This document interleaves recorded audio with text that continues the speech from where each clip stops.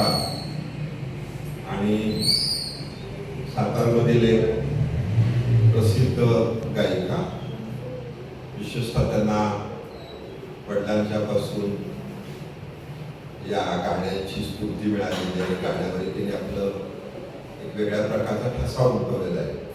त्यापेक्षा वेगवेगळ्या संदर्भातली माहिती आहे. गुलजार असतील, त्याचबरोबर जावेद अख्तर असतील, काही काकीने असतील, विशेषतः गुलजार असतील, बासू चटर्जी असतील, सत्यजित रे असतील, यांची सर्व चित्रपट बघण्यासाठी वडिलांनी त्यांना विशेषतः सपोर्ट केला होता. त्यामुळे लहानपणापासूनच ममता नरहरे यांची चित्रपट विषयक जाण ही अतिशय वेगळ्या पद्धतीतून झाली. म्हणजे चित्रपट हे दोन प्रकारचे असतात, एक व्यावसायिक असतात आणि जे कलात्मक म्हणतो किंवा जे समाजाचे प्रश्न मांडतात, समाजातल्या गोष्टी मांडतात. तसं भारतीय चित्रपटामध्ये आता एक नवीन पद्धतीतून एक वातावरण आलेलं आहे. एक कमिटी नेमलेली आहे आणि त्या कमिटीमध्ये चर्चा होऊन सुद्धा काही चित्रपट येतात. जसं पूर्वीच्या कालावधीमध्ये दक्षिणेतले चित्रपट हे विशेषतः या भागामध्ये महाराष्ट्र असेल, गुजरात असेल, युपी असेल, इकडे येत नव्हतं. पण आता केरळचे चित्रपट, तामिळनाडूचे चित्रपट, हे बंगालचे चित्रपट इकडे येत आहेत आणि त्या चित्रपटांनी चांगल्या पद्धतीतून धुमाकूळ घातला.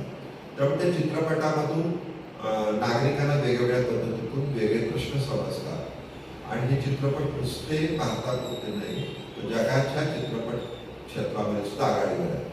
त्याच्यामुळे आता एक प्रकारचा दक्षिण उत्तर सगळ्या प्रदेशांचा एकोपा होत चाललेला आणि एक फळी जसं आपण म्हणतो जी फिल्म फेडरेशन आहे, त्या फिल्म फेडरेशन ऑफ इंडिया हे इंदिरा गांधी त्यावेळेला स्थापन केलं.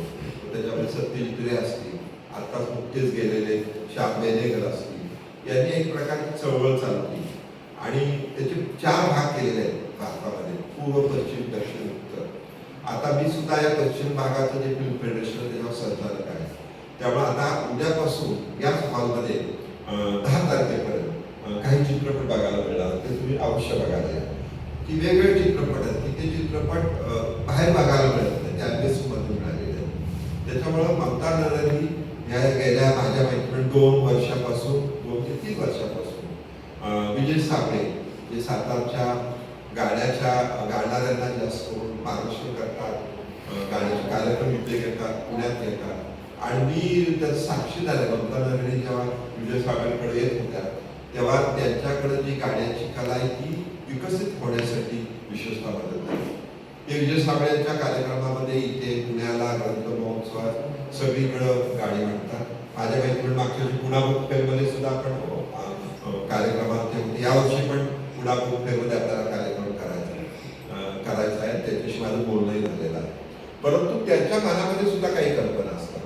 म्हणजे त्यांना वाटतं गुलजाराच्या संदर्भात मला काही सांगायचं आहे, मला जावेद अख्तरांबद्दल काही सांगायचं आहे, मला गाण्यांबद्दल काही सांगायचं आहे. म्हणून त्यांनी विशेषतः पुढाकार घेऊन विजय साबळे यांच्या मदतीनं आणि ती प्रक्षेपण संस्थेच्या मदतीने आज जो कार्यक्रम या ठिकाणी घेतलेला तो म्हणजे वनफुल म्हणून कार्यक्रम घेतलेला. पण त्याच्यामध्ये ते वेगवेगळ्या काही गोष्टी, नुसतं ते गाणी म्हणणार नाही आहे. त्यांची जवळपास 14 ते 15 गाणी त्या एकट्यांची होणार आहे. साबळेंची 1-3-4 गाणी होणार आहे आणि 1-2 असतील गाणी. परंतु ते नुसती गाणी या ठिकाणी सादर नाही करणार, अशी काय माहिती आपल्यापर्यंत पोहोचणार आहे की ज्याचा माहितीचा आपल्याला विशेषतः उपयोग होतो, आपण त्या माहितीचा आनंद घेतो. त्यामुळे मी त्या ठिकाणी ममता नरहरे यांचं स्वागत करतो. आजच्या कार्यक्रमाच्या उद्घाटनासाठी स्मिता कोरपे आलेले आहेत. त्या प्रसिद्ध चित्रकार आहेत, आता प्रसिद्ध चित्रकार होतील. सातारमध्ये त्यांचं प्रदर्शन झालेलं आहे, आता त्यांचं पुण्यामध्ये प्रदर्शन आपण होणार आहोत आणि त्यांना गाणं छान येतं. फक्त ते अजून थोडंसं स्टेज डेअरिंग नाही म्हणतात, पण मला माहिती आहे विजय साबळे त्यांच्यामध्ये स्टेज डेअरिंग आणि ते गाणे म्हणते. कारण शेवटी चित्रकला किंवा आपण जे म्हणतो पेंटिंगचं आणि गाणं एकमेकाशी अतिशय निगडीत आहे आणि त्या उद्घाटनाच्या प्रमुख आहेत.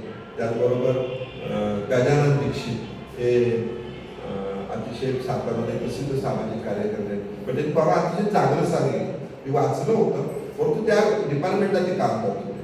ते म्हणतात की आम्ही जेव्हा डिपार्टमेंटमध्ये काम करत होतो ते विशेषतः पशुवैद्यकीय किंवा ॲग्रिकल्चर डिपार्टमेंटला त्यांनी सांगितलं की गायीने किंवा म्हशीने जर गाणं ऐकलं तर ते दूध सुद्धा जास्त देतात आणि त्यांनी भाषणामध्ये सुद्धा परवा सांगितलं ते या ठिकाणी उपस्थित आहे. त्याचबरोबर पुढारीचे मार्केटिंगचे प्रमुख विनय कुलकर्णी जे गाण्यामध्ये प्रसिद्ध आहेत, त्यांचा एक ग्रुप आहे सुरस, त्यांचा ग्रुप आहे. त्या ग्रुपच्या माध्यमातून ते गाडीचे वेगवेगळे कार्यक्रम घेतात. आणि विजय सावळे या ठिकाणी, या सर्वांचं मी स्वागत करतो आणि प्रथमतः ममता यांना विनंती करतो की आपण या कार्यक्रमाच्या निमित्तानं हा कार्यक्रम का घेतला किंवा काय मनात कल्पना हे आपण त्या ठिकाणी विशद करा. Thank you sir. सभी अतिथियों का स्वागत. छोटी सी कोशिश करूंगी कि आपको पसंद आए. आज का जो कार्यक्रम है उसका मैंने नाम रखा है वन फूल. तो वन फूल नाम इसलिए रखा है कि वो एक विशेष प्रकार के कोई गाने नहीं है. बहुत तरह के गाने. आपने कभी घास का फूल अगर देखा हो, बहुत छोटा सा होता है, बहुत सुंदर होता है, लेकिन नज़र नहीं आता क्योंकि हम ऊपर के फूल देख रहे होते हैं, पैरों के पास जो खिल रहे हैं वो हम देखते नहीं, वो भी बहुत सुंदर होते हैं. तो ऐसे गाने जो नेग्लेक्टेड भी रहे हैं वो भी आज हम यहाँ से पेश करेंगे. और कुछ गाने हैं जिनकी लंबाई ज़्यादा है, किसी की छोटी होती है, कोई सुंदर होता है, एकदम से कैची लगता है. ऐसे तरह तरह के बहुत सारे गाने. जब मैं फूलों की आपसे बात करें तो एक फ्लावर होता है जिसको कहते हैं ओल्ड मैन्स बियर्ड, इंग्लिश में इसको ओल्ड मैन्स बियर्ड कहते हैं. और वो झरने के आसपास उगता है. झरना मतलब धबधबा, शायद धबधबा मराठी है ना. तो वो उसके रूट से, पानी के अंदर से उसकी जड़ें होती हैं. कहाँ से होती हैं पता नहीं होता, लेकिन पानी के अंदर से. और वो पूरे एक पहाड़ी को पूरा अपने आप में समेट लेता है. और बहुत ऊपर जाकर भी इसके फूल खिल रहे होते हैं. जंगल में कोई उसे देखे ना देखे उसे फर्क नहीं पड़ता, वो फिर भी खिलता है ना. और अपने कर्तव्य वो वहाँ पे पूरे करता है. प्रकृति ने उसको क्यों भेजा है, उसका एक कारण है, वो अपना कार्य वहाँ पे वो पूरा करता है. तो इस तरह वन फूल मैंने इसलिए नाम दिया है कि वो जो हमें मालूम है वो गाने, जो नहीं मालूम है वो गाने. और टैगोर का एक कथन है, तो उनका ये कहना है कि a dry river bed finds no thanks for its past. कि जो नदी का सूखा किनारा होता है वो अपने बीते हुए समय में उसने जितना भला किया होता है संसार का, वो कोई याद नहीं रखता है, कोई उसको धन्यवाद नहीं देता है, सब भूल जाते हैं. सूखी नदी है, सूखा किनारा है, तो उसकी तरफ कोई देखता भी नहीं है. लेकिन कभी एक समय था कि उसने बड़े परोपकार किए थे समाज के लिए, विश्व के लिए बहुत कुछ किया हुआ था. तो ऐसी भी पीढ़ियाँ हैं हमारी जो अब हमारे साथ हैं, नहीं हैं, या जो थे अब हमारे साथ नहीं हैं. तो इसका मतलब ये नहीं कि वो पूरी तरह से हमारी यादों से या उनका कोई अस्तित्व ही नहीं रहता, कहीं ना कहीं वो रहते हैं. तो ये भी इसका है कि उसके किनारे भी तरह तरह के जिस तरह के फूल हुआ करते जहाँ हम ध्यान ही नहीं देते. तो उस पीढ़ी के लिए भी जो गाने हमने लिए उसमें से उस पीढ़ी के गाने भी हैं जो शायद सिनेमा के शुरुआती दौर के रहे होंगे. तो कुल मिलाकर ये कि और मुझे कोई टाइटल यही बेहतर लगा तो मैंने यही वाला टाइटल लिया है. और चिकनी सर को बहुत बहुत धन्यवाद देना चाहूँगी कि उन्होंने ये मंच दिया और इस मंच से हमें अपनी कला प्रदर्शित करने का, अपने विचार रखने का एक अवसर दिया. Thank you. और सभी माननीय अतिथियों का मैं स्वागत करती हूँ. Thank you. या ठिकाणी प्रमुख पाहुणे आहेत श्रीकांत होते. त्यांना विनंती करतो की आपण एक 2 मिनिटं या ठिकाणी आपलं मनोरंजन करा.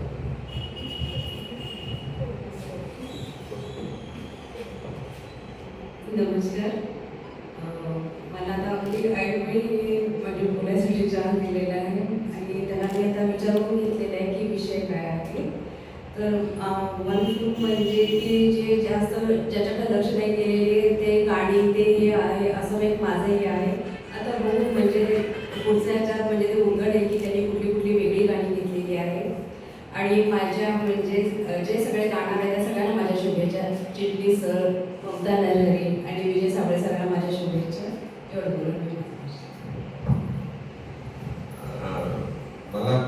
छान वाटलं, कारण मी सध्या बहुतेक सोमवार का मंगळवारी एक लोकसत्ता लेख होतो. तो विशेषतः जगातल्या नदींवर असतो, पण तो एवढा प्रचंड गाजतोय सध्या की आपल्याला कळतं की पूर्वी नदी होती, पण ती नदी काय झाली, ती लुप्त झाली थोडक्यात. आणि त्याच्या वरणात नदी एक संस्कृती आहे, नदी ही एक सुद्धा भाषा आहे, आणि त्याच्यावर आता वेगवेगळे आंदोलन जगभर चालू आहे, आणि त्या नदीचं पुनर्जीवन चालू आहे. आणि नदीच्या संदर्भात नदीवरची एवढी गाणी आपण बघतो, पण त्या नदीच्या संदर्भामध्ये आता लोकांच्या लक्षात आलेलं आहे की ह्या नद्या वाचल्या पाहिजेत, आणि त्याच्यासाठी ज्या पद्धतीतून चालू आहे काम, त्याच्यामुळं पुन्हा नदी संस्कृती, खरं नदी संस्कृती महत्वाची आहे, ती पुन्हा चालू झालेली आहे. मी गैलाम दीक्षितांना विनंती करतो की या ठिकाणी 2 मिनिटं बाजूला.